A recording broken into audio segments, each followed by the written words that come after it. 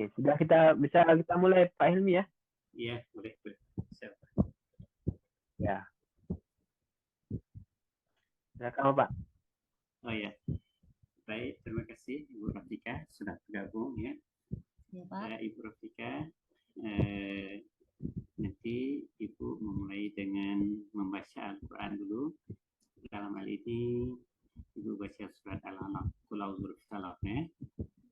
Kemudian Ibu melanjutkan dengan praktek pembelajaran ya.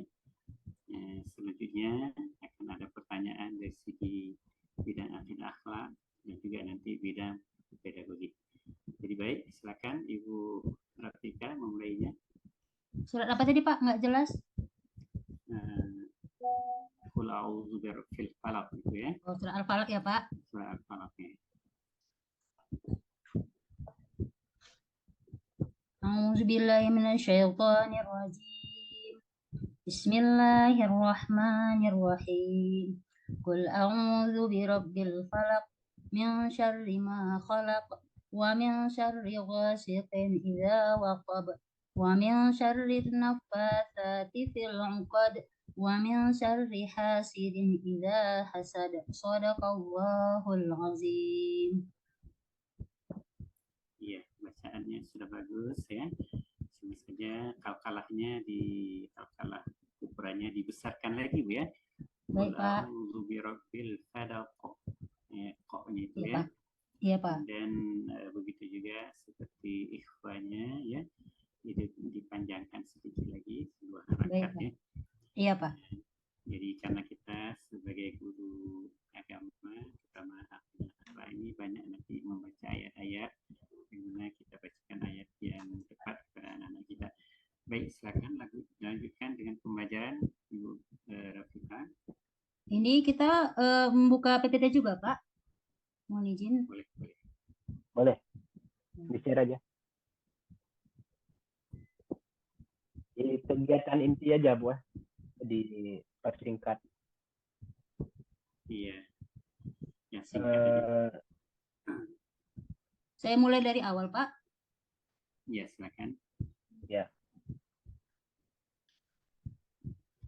Assalamualaikum warahmatullahi wabarakatuh. Waalaikumsalam warahmatullahi wabarakatuh. Apa kabar anak-anak Ibu hari ini? Sehat. Alhamdulillah, semoga anak-anak Ibu dalam keadaan sehat walafiat dan selalu senantiasa dalam lindungan Allah Subhanahu wa taala. Baik, untuk memulai pelajaran, kita sama-sama berdoa dulu ya agar mendapatkan berkah dari Allah Subhanahu wa taala. Baik, coba dulu ketua kelasnya pimpin doanya ya. Oke, alhamdulillah. Terima kasih Ananda telah memimpin doa. Dan semoga pembelajaran kita hari ini bisa berjalan dengan baik. Baik, coba lihat, perhatikan kawannya yang di sebelah ya. Apakah ada yang tidak hadir hari ini? Coba sambil juga dirapikan pakaiannya, tempat duduknya, biar pembelajaran kita bisa lebih semangat lagi. Bagaimana anak-anak Ibu? Apakah hadir semua hari ini? Alhamdulillah hadir semua ya. Jadi semua bisa mengikuti pelajaran hari ini. Baik, materi kita yang lalu adalah tentang mengenal kitab-kitab Allah ya. Nah, hari ini sudah berganti materi yang baru, yaitu kalimat thayyibah subhanallah. Nah, kalimat thayyibah subhanallah ini ada tujuannya, yaitu terbiasa mengucapkan kalimat thayyibah subhanallah sehingga terbentuk pribadi tangguh dan toleran dalam kehidupan sehari-hari. Itu ya tujuan dari materi kita hari ini. Baik. Sebelum Ibu menjelaskan, kita harus tahu juga dulu apakah kalimat thayyibah itu. Nah, anak-anak Ibu juga pasti sudah tahu ya, karena dari kelas 3 pun sudah pernah membahas tentang kalimat thayyibah ini. Baik, ada pertanyaan yang ingin Ibu sampaikan dulu terlebih dahulu sebagai penyemangatnya, yaitu kapankah kalimat thayyibah subhanallah kita ucapkan? Siapa yang tahu bisa menjawabnya? Ya, bagus sekali ya anak-anak Ibu bisa menjawabnya. Yang kedua, apa yang kita ucapkan ketika melihat hal-hal yang menakjubkan? Ya, benar sekali. 100 untuk anak Ibu. Bisa mendapat bintang hari ini, bisa menjawabkannya. Nah, sebelum Ibu menjelaskan, Ibu ingin memberikan tugas dulu ya untuk menganalisis. Ini ada sebuah gambar. Nah, bisa dilihat gambar ini ambil buku tulisnya, coba dianalisis masing-masing, kira-kira apa yang bisa kamu simpulkan dari gambar ini. Kamu tulis nama dan kamu tulis apa hasil yang bisa kamu simpulkan dari gambar ini. Lalu nanti setelah ini, Ibu kasih waktu dan lalu kumpulkan di meja Ibu ya. Oke, baik. Ibu kasih waktu 5 menit saja untuk mengerjakan ini. Oke, semuanya kumpulkan kembali di meja Ibu hasilnya yang sudah selesai. Baik, coba dulu Ananda, Agus, coba baju ke depan, bacakan hasil yang sudah disampaikan, yang sudah ditulis di kertas kerjaannya. Oke, baik anak Ibu. Alhamdulillah ya. Ya, bagus yang disampaikannya itu sesuai dengan apa yang digambar. Oke, yang lain coba dulu. Iya, terima kasih. Ananda juga mendapatkan bintang juga ya, sama seperti si kawan yang tadi. Ada juga mendapat bintang. Bagus-bagus nilai anak Ibu hari ini. Paham dengan tujuan apa yang mau Ibu sampaikan. Baik, selanjutnya Ibu akan menjelaskan secara singkat tentang materi kita hari ini. Ya, coba duduk yang rapi, dengarkan penjelasan Ibu. Baik, yang pertama yaitu pengertian kalimat subhanallah ya, dengarkan. Kalimat subhanallah diucapkan ketika melihat sesuatu yang menakjubkan atau indah dengan catatan itu murni atas kekuasaan Allah Subhanahu wa taala dan tanpa campur tangan manusia. Contohnya, ketika kita melihat keindahan pemandangan alam, orang yang cantik atau tampan dan hal-hal bagus lainnya. Jadi ingat ya anak-anak Ibu, ketika kita melihat hal-hal yang sangat luar biasa, yang memang kita takjub, maka kita harus mengucapkan subhanallah. Nah, tanda tunduk dan patuh kita kepada Allah dapat dilaksanakan dengan membiasakan diri mengucapkan kalimat subhanallah di berbagai kesempatan.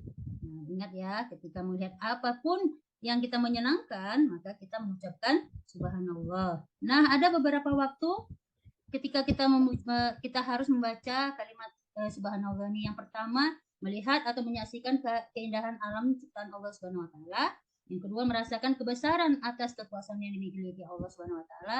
Yang ketiga, berzikir sesudah sholat fardu ya, sholat 5 waktu sebanyak 33 kali. Yang keempat, mengagumi sesuatu yang baru dilihat dan aneh, tapi kita merasa takjub. Oke. Yang kelima, menyaksikan peristiwa besar tetapi bukan bentuk kekaguman. Yang keenam, merasakan kenikmatan yang diberikan atas kebesaran Allah. Yang ketujuh, lupa menyampaikan amanat. Maka kita ucapkan juga subhanallah. Sampai di sini paham anak-anak? Alhamdulillah paham ya. Lanjut, ada hikmahnya. Hikmah dari kita membaca kalimat tasbih subhanallah ini. Yang pertama adalah mendapat pahala dari ridha Allah Subhanahu wa taala. Yang kedua, menjadikan kita semakin dekat kepada Allah. Yang ketiga, semakin dicintai Allah. Yang keempat, mempertebal keimanan kita pada Allah. Yang kelima, menjauhkan diri kita dari perbuatan syirik yang dilarang oleh Allah Subhanahu wa taala. Baik anak-anak Ibu. Nah, ini adalah hikmah ya. Hikmah ini bisa kita katakan manfaatnya. Manfaat dari kita sering membaca kalimat subhanallah ini. Nah, selanjutnya ada yang bisa kita ambil kesimpulannya ya nak. Subhanallah ini adalah bisa disebut juga dengan kalimat tasbih. Nah, dengan mengucapkan kalimat tasbih berarti kita mengakui bahwa Allah Maha Indah, Maha Agung, dan Maha Mengagumkan. Sebagai makhluk hidup, kita diajarkan oleh Allah supaya cinta keindahan dan kerapian, kebersihan lingkungan, kebersihan pakaian kita, dan selalu berpenampilan yang rapi. Nah, sampai inilah penjelasan materi Ibu yang singkat ya nak. Kalau misalnya lebih apa, boleh dibaca lagi bukunya biar lebih mendalami. Mana nanti yang kurang paham, boleh ditanyakan. Kira-kira ada yang mau ditanyakan? Tidak ada ya, berarti paham semua ya. Baik. Nah, selanjutnya Ibu ada lembar kerja peserta didik yaitu LKPD kita ini hari ini. Nah, nanti kelompoknya dibagi ya, satu kelompok nanti itu terdiri dari 5 atau 6 orang. Nanti masing-masing kelompok tentukan siapa menjadi ketua kelompoknya. Nah, nanti ketua kelompoknya datang ke meja Ibu untuk mengambil lembar kerjanya, lembar kerja tugasnya masing-masing nanti satu. Oke, ayo mari sini ketua kelompoknya datang ke tempat Ibu untuk mengambil kerjanya. Oke, baik. Nah, ini seperti inilah tampilan tugas kita hari ini, masing-masing kelompok nanti ya. Nah, itu ada menjawab ya, menjawab pertanyaan itu ada 4. Nanti didiskusikan sama kelompoknya masing-masing. Ibu harap semuanya bekerja sama, jangan ada yang bercerita ataupun pergi ke kelompok lain. Kerjakan dengan kelompoknya masing-masing, semuanya wajib bekerja. Oke. Nah, selanjutnya mulai Ibu kasih waktu ya untuk mengerjakannya. Nanti setelah itu boleh disampaikan ke depan biar Ibu tahu bagaimana menilainya. Baik, coba dulu kelompok 1 maju ke depan, bacakan hasil diskusinya. Iya, bagus sekali ya anak-anak Ibu. Semua yang dijawabnya benar sekali. Alhamdulillah. Baik, lanjut dengan kelompok 2. Iya, bagus juga. Alhamdulillah. Nah, ini anak-anak Ibu yang sangat luar biasa ini bisa menjelaskan semua.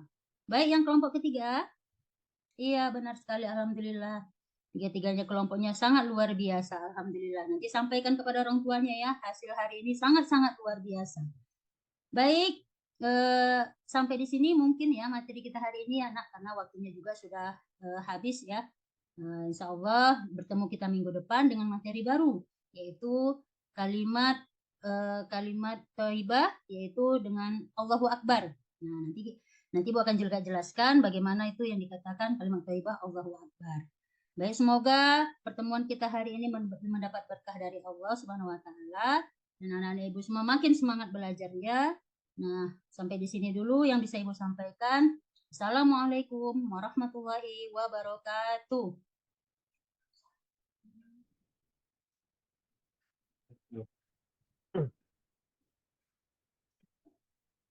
Oke, terima kasih Ibu Rafika yang sudah mengajar, yang sudah mempraktikkan mengajar dengan baik ya, walaupun dengan waktu yang sesingkat-singkatnya. Ya, ya ini Pak Hilmi mungkin sudah jaringannya mungkin ya sudah keluar.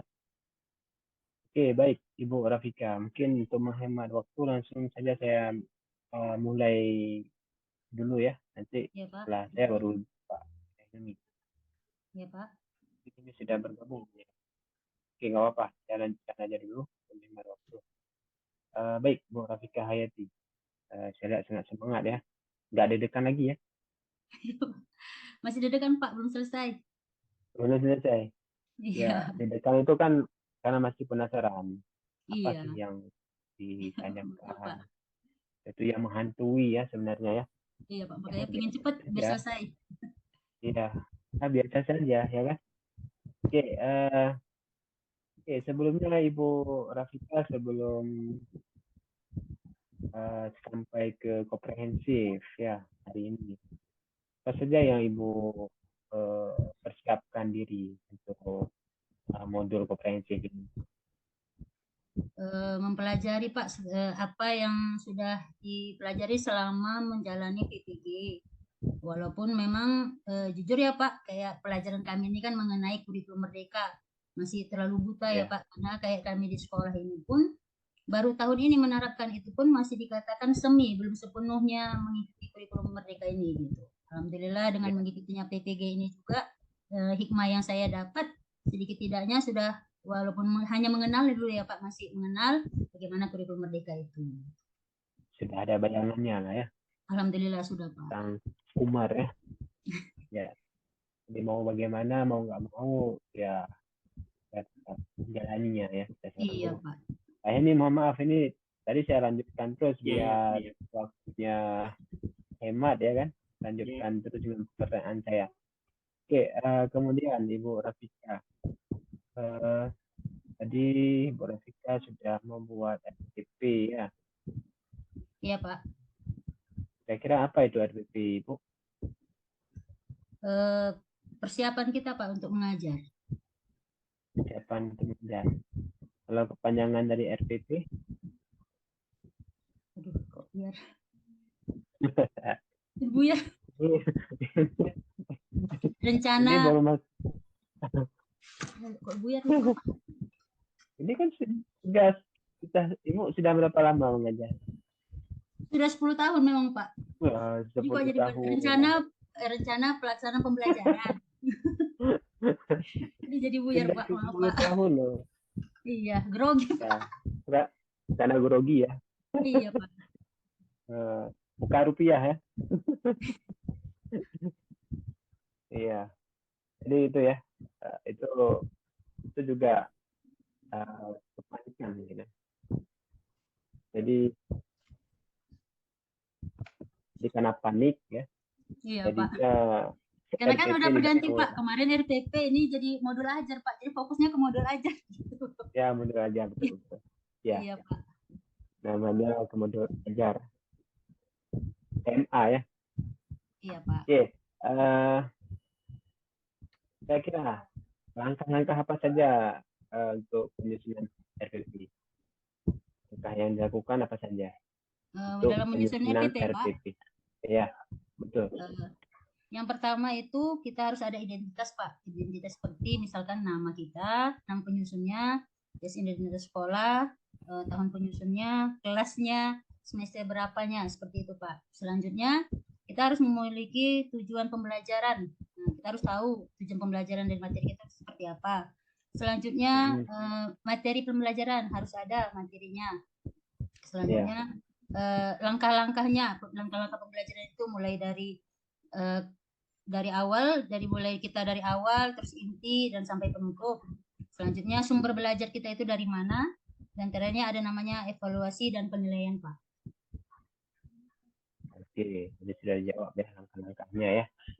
Oke, kira-kira apa sih kendala Ibu dalam menyusun RPP ini? Ada kendala nggak? Gimana, Pak? Kurang jelas, Pak? Kira-kira ada kendala nggak dalam penyusunan RPP? Kalau yang untuk Kumur ini, Pak, memang, Pak, karena kan masih terlalu kali asing ya, Pak, makanya agak kesulitan mengarah-arahannya ke arah mana gitu, Pak. Masih ini. Oke, pertanyaan satu lagi yang menurut Ibu pahami tentang guru profesional ya. Tentang guru profesional, Pak. Ya, tentang guru profesional. Apa yang Ibu paham, apa itu yang disebut dengan guru profesional? Baik, Pak. Guru profesional itu yaitu guru yang mampu melakukan tugas pokoknya sebagai pendidik dan pengajar, yaitu bisa meliputi kemampuan merencanakan, melaksanakan pembelajaran, serta mengevaluasi pembelajaran itu sendiri, Pak. Ya, mungkin itu saja pertanyaan dari saya. Banyak-banyak saya sudah bisa terjawab. Oke, Pak ini ya. Saya lanjutkan ke Bapak. Kemudian kita ini ada 2 orang lagi, Pak. Oh iya. Baik, Ibu Rafika, Anda tadi memberi penjelasan ataupun mengajar tentang kalimah thayyibah ya? Iya, Pak. Bisa dijelaskan kira-kira ini kalimah thayyibah ini kaitannya dengan akidah akhlak bagaimana? Kalimat thayyibah ini kan artinya kan kalimat-kalimat yang baik, Pak. Jadi sangat erat kaitannya dengan akidah akhlak, yaitu kita bisa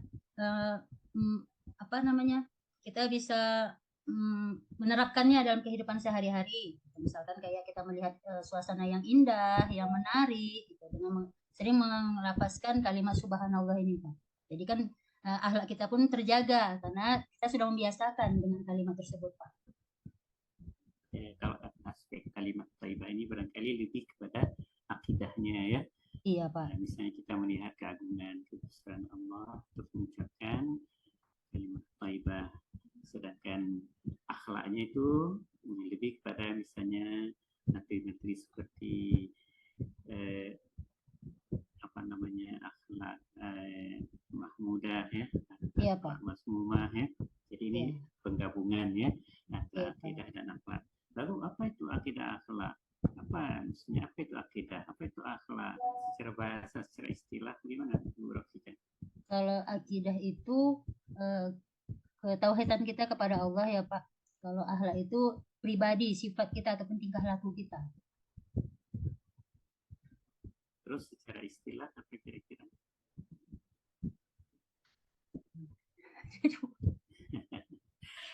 Jadi seperti tadi juga Ibu kan sudah sering mendengar RPP, tapi menjelaskan apa itu RPP.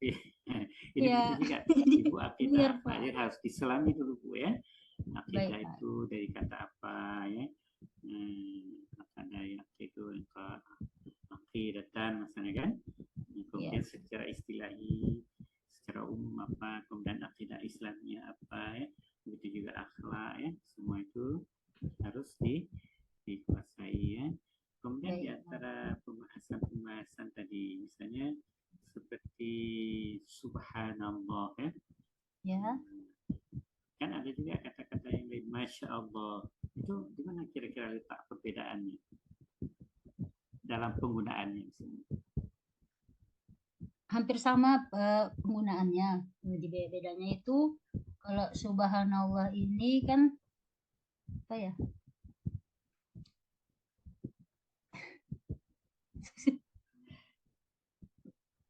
Jadi ini juga merupakan satu hal untuk kedalaman, Bu ya. Iya ya Pak. Kita perlu lihat di sisi ini. Ada orang ucap subhanallah, masya Allah misalnya kan. Nah, tentu itu ada tempat-tempatnya juga, walaupun memang bentuk pembuatan ta'ajub kita, tapi ada posisi di mana kita mengucap subhanallah, masya Allah. Jadi seperti Allahu Akbar begitu juga ya. Jadi kita selaku guru harus lebih menyelami, Bu ya. Harus lebih mendalami. Siapa tahu nanti di dalam pembelajaran si anak-anak itu, si murid bertanya ya, nah hal-hal demikian. Jadi kita sudah bisa memberi penjelasan secara tepat ya, tidak salah di dalam mengajari anak-anak ya.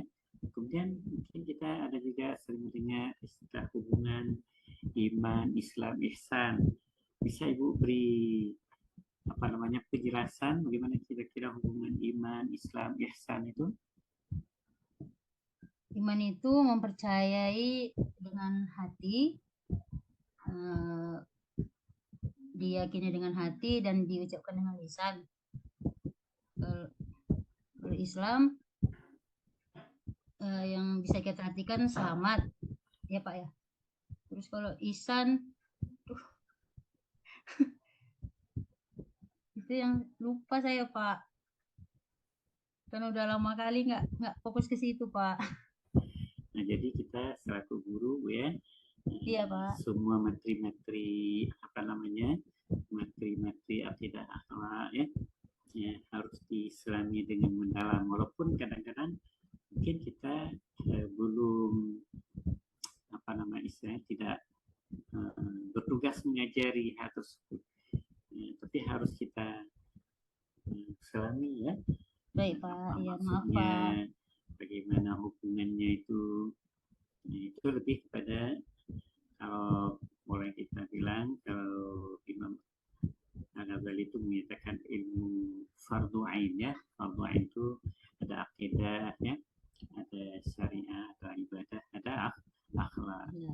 Kalau iman itu lebih kepada akidahnya ya. Baik Pak. Akidah, keyakinan kepada Allah Subhanahu wa taala yang benar ya.